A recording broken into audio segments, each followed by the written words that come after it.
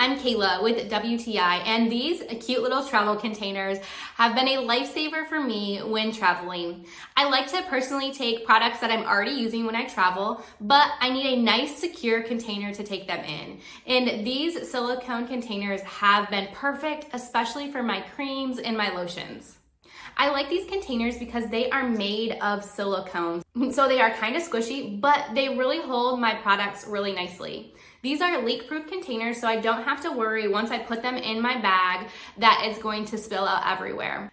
These come in super fun colors. I have the pink and red ones, and I just love how bright and vibrant they are. I also love that these are reusable. So after I'm done with them, I will just wash them out with some warm soapy water, let them dry, and they're ready to be used for my next trip. They're nice and small, so it doesn't take up too much space in my carry-on, but it provides me with enough capacity to last me through my trip.